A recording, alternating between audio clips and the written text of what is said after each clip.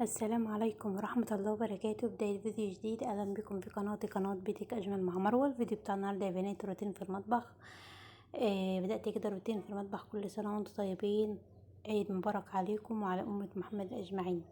خلاص بقى العيد على الأبواب يا بنات، قلت ان انا اعمل شوية كده تغييرات كده في المطبخ. بصوا، يعني هو انا مش هعمل روتين اللي هو بالكو فيه، اللي هو هنزل المطبخ كله واقعد اغسل المطبخ واغسل الحاجات اللي فيه والكلام ده كله. هو المطبخ عندي نظيف ما شاء الله، يعني انا ايدي فيه على طول، فكل حاجة فيه نظيفة. بس كل ما في الموضوع قلت اعمل هعمل الظرف اللي هي مثلا مستاهله ان انا اقف واعملها. بصراحه الجو حر حر فوق ما تتخيلوا. عندي في الشقه محدش، يعني المكان بصراحه يعني مش عارفه اوصف لكم كميه الحر اللي انا عايشه فيها. فقلت لا خلاص، مش هرهق نفسي ولا اتعب نفسي، هعمل الحاجات اللي هي عايزه تتعمل بس. يعني مش هقعد اتعب نفسي وافضي كل حاجه واغسل واعمل والكلام ده كله. قلت لما تكون الحاجه مش سهله ان انا ان هي عايزه تتعمل هعملها بس. وانتوا زي ما انتوا ما شايفين كده، ظرف المطبخ شكلها عامل ازاي من الداخل. بس هي كل الحكايه ان الظرفه ديت كان فيها العلب اللي هي فيها بتاعه الرز وبتاعه المكرونه بتاعه الخزين يعني. فكل علبه فيها شويه من حاجات، يعني شويه رز شويه مكرونه وهكذا.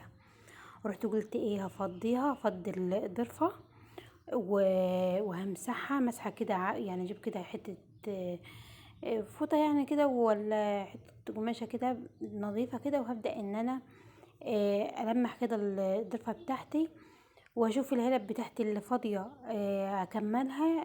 يعني علبه الرز اكملها، علبه المكرونه اكملها، وهكذا يعني. وبعد كده وبعد كده هبدأ ارص الضرفة من الاول. زي ما انتم ما شايفين كده. طبعا مسحت العلب من بره، عشان هي يعني هي فيها حاجات انا مش حطاها من فترة طويلة ولا حاجة، لا ده هي كانت مليانة بالفعل يعني، وكنت مستخدم منها بس. عشان كده فيها شويات من كل حاجة. كملت العلب، كملت علبة الرز، كملت علبة المكرونة، شوية الشعرية دول كده سبتهم زي ما هما، ما زودتش عليهم بصراحة، بس مسحت العلبة من بره. وهنا كده كنت بنظم الضرفة، قلت انظمها بشكل يكون حلو كده ومترتب. وطبعا لما مسحت الرف بتاع الضرفة، يعني كان في شوية رز شوية مش عارف كده واجعين، فلمحتها كده بالشكل اللي انتوا شايفينه. طبعا نظمت الضرفة كده، وقلت الحاجات العلب اللي ملهاش لازمة هشيلها، يعني العلب الفاضية اللي ملهاش لازمة خالص هشيلها. بعد ما نظمت الضرفة كده بالشكل اللي انتوا شايفينه ده، ورحت حسيت ان الضرفة لا بيجي فيها مساحة وكده يعني وسعت معايا، عشان شلت فيها الحاجات اللي هي ملهاش لازمة او العلب الفاضية. ورحت جبت علبة المكرونة الكبيرة وعلبة الفول برضو، ورحت قلت هحطها كده معاهم. بس بعد ما نظمتها كده وخلاص، كنت خلاص هقفل الضرفة وهستقر على الموضوع ده. بس رحت قلت خلاص لا، انا هوسع على نفسي كمان. عندي ضرفة المطبخ اللي من تحت حاسة ان هي يعني مزنجة شوية على بعضيها، فقلت ان انا اوسع على نفسي فيها.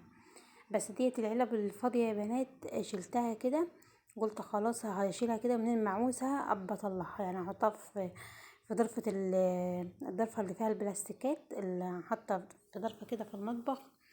كل كمية البلاستيكات اللي عندي، يعني البلاستيكات اللي عندي كلها حطها فيها.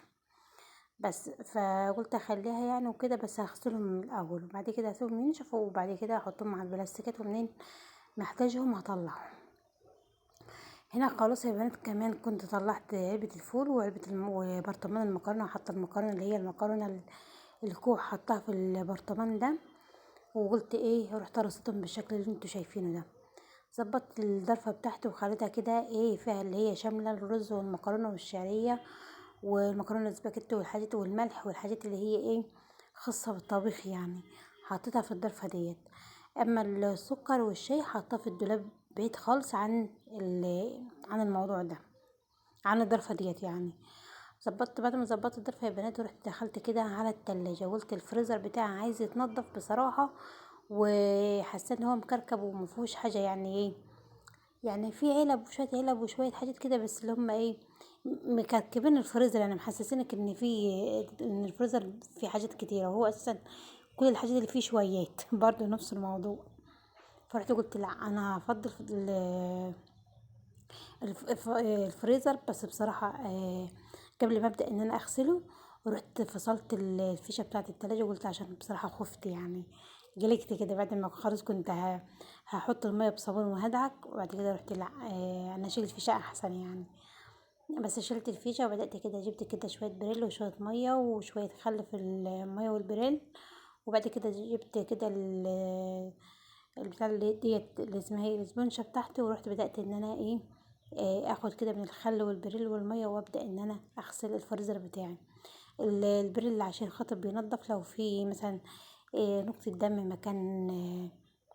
مكان حاجة يعني وكده، وكمان الخل بيعقم يعني. ظبطت كده الفريزر وخدت الرف بتاعه، غسلته كده تحت المية على طول على الحنفية، غسلته كده دعكته، ما رضيتش امسحه كده ولا اغسله هو مكانه، لا سحبته كده ورحت غسلته كده، قلت عشان خاطر ايه برضو يعني ينعنش كده معايا ويكون نضيف وزي الفل معايا. بعد ما اغسله هنشفه، وبعد كده هبدأ ان انا ارص الفريزر زي ما كان، بس هرتبه بشكل يكون احسن يعني من الاول، واشوف لو في حاجة ملهاش لازمة هشيلها هستغنى عنها يعني. بس هنا ديت علب التوم وشوية حاجات يعني كده، كيس بتاع ده شوربة، حاجات زي كده يعني. بس بصراحة كده حسيت ان الفريزر بتاعي اتنفس كده وايه، وحاسه ان هو نضف يعني، حتى الواحد لما يفتح الفريزر كده يعني يفتح النفس شوية. هو الحاجات اللي فيه كلها توم وزي ما بقول لكم كده كيس صلصة، باجي فراخ يعني، وكيس باجي فراخ يعني، حاجات كده بسيطة يعني، مفيش حاجات كتيرة. بعد ما خلاص خلصت في المطبخ بتاعي، الدرفة بتاعتي والفريزر، لقيت نفسي كده فاضية. وانا بصراحة ما كانش في بالي خالص ان انا اعمل كحك بسكر ولا الكلام ده كله، لان العيد ده عيد لحمة يعني، مش بتاع ولا كحك ولا بسكوت ولا الكلام ده كله. بس طبعا ابني جه قال عايز كحك بسكر يعني اللي هو بتاع العيد، قلت له طب ده العيد ده بتاع لحمة يعني، مش بتاع كحك وبسكوت يعني. راح قال لي لا ابني لي شوية كحك يعني وكده، برضه قلت خلاص مفيش اي مشكلة، هعمل بس هو مقدار واحد بس، هعمل كيلو يعني، هعمل كيلو واحد بس من الكحك. فقلت ايه، انا عندي اساسا كل حاجة عندي بتاعة الكحك موجودة، عندي دقيق كده جبت كيلو كده نخلته، وعندي السمنة وزنت نص كيلو من السمنة، يعني هو كيلو الكحك بسكر بياخد، كيلو الدقيق بياخد نص كيلو من السمنة. سيحت السمنة بس ايه، اللي هو خليتها سخنت شوية يعني، ما يعني السمنة ما اتجدحتش، لا سخنت بس. فانا مرضيش لا اضيف لا سكر ولا خميرة ولا اضيف الحاجات اللي هي الجافة ديت على الدقيق، غير بعد ما احط السمنة كده وبس العجينة بتاعتي، وبعد كده هضيف الاضافات التانية، عشان لو انا حطيت الخميرة على طول كده، وبعد كده ضفت السمنة السخنة، السمنة السخونة بتاعت السمنة هتموت لي الخميرة بتاعتي. بس فانا هقول لكم كده على المكونات على السريع. كيلو الدقيق بياخد نص كيلو من السمنة السايحة، ممكن تعملها على البارد مفيش اي مشكلة، مش لازم يعني سخان السمنة. عليه معلقة خميرة فورية كبيرة، معلقة بيكنج باودر كبيرة، رشة من الملح، سمسم، حوالي كده معلقتين كبار من السمسم، كمان معلقتين كبار من السكر. كل المكونات ديت هنحطها، ومعانا كمان كوباية. انا هعجن العجينة بتاعت النهاردة، عجينة الكعكة هعجنها بمية، بمية دافية كده يعني. بس بصراحة هو باللبن بيكون طعمه احلى يعني، عشان اكون صريحة معاكم يعني. يعني انا جربت الطريقة اللي هي باللبن، اللي تعجنيه بلبن، بيكون طعمه حلو، احلى بكتير طبعا من اللي هو بمية. بس انا لما انا ما كنتش اصلا عامله حسابي على ان انا هعمل كحك والكلام ده كله، فالموضوع بالنسبه لي يعني جه كده فجاه، فرحت وقلت خلاص مش مفيش مشكله ان انا اعمله المره دي بايه، بميه. كمان السمنه لو سمنه بلدي برضو بيكون احسن وافضل، بس طبعا مفيش سمنه بلدي، فهنعمل ايه، بسمنه من العلبه فاهمين انا يعني اي حاجه هنشتغل بيها. بس فهنا طبعا بعد ما بسيت العجينة، بتبسي العجينة كده حوالي 15 دقايق كده، تفضلي تبسي فيها عشان الكحك بتاعك يكون دايب كده وحلو. تبسي فيها بعد ما تحطي لها السمنة كده، تفضلي كده تبسي فيها.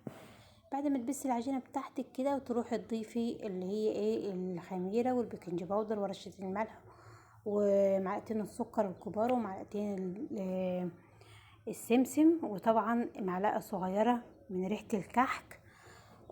كله دوت هتضيفيه، وبعد كده تخلطيهم مع بعض كويس. وبعد كده تبدأي ان انت بقى ايه تعجني العجينة بتاعتك، اللي هي تجيبي كوباية مية او كوباية لبن. بصوا انا العجينة بتاعتي في الاول انا قلت ايه هضيف لها نص كوبايه ميه، بس بصراحه لقيت بعد ما حطيت الميه، طبعا الميه ما نزلتش بيها مره واحده. بعد ما حطيت الميه لقيت ايه لسه العجينه محتاجه ميه تاني، لازم تتعجن كويس عشان خاطر العجينه ما تشجكش معاكي كده وتكون مش حلوه.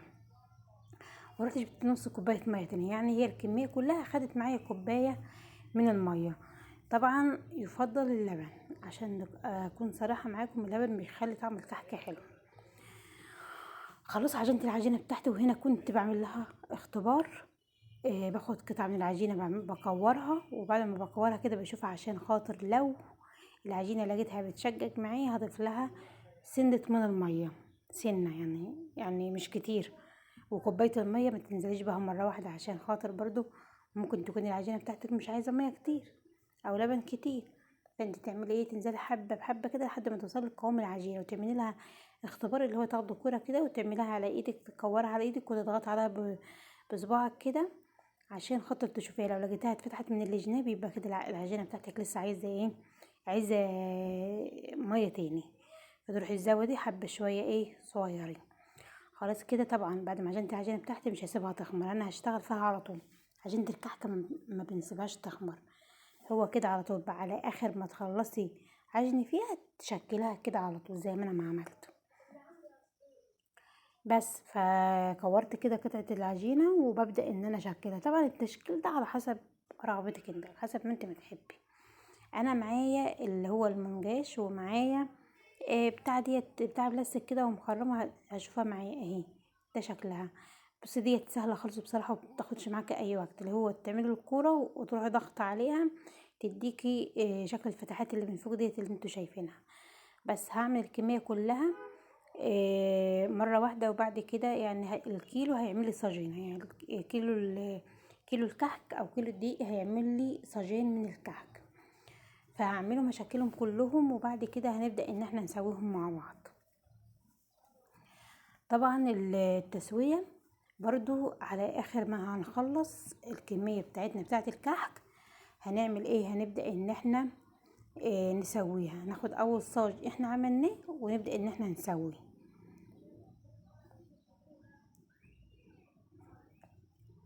هنا كده كنت بوريكم التشكيله اللي انا عملتها، بس قلت ان انا هوريكم كده عشان خاطر بس ما اطولش عليكم. وبعد كده انا هكمل الكميه براحتي، يعني عشان الوقت يعني الكميه بتاخد وقت شويه، وكمان لما بتكوني لوحدك غير لما يكون معاكي حد.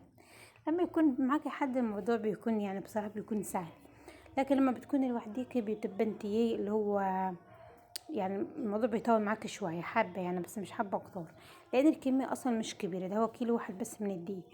عملت التشكيله اللي انتوا شايفينه ده، اللي انتوا شايفينها دي، عملت شكلت شويه بالبتاع اللي هي المخرمه ديت، وعملت شويه بالمنجاش بس.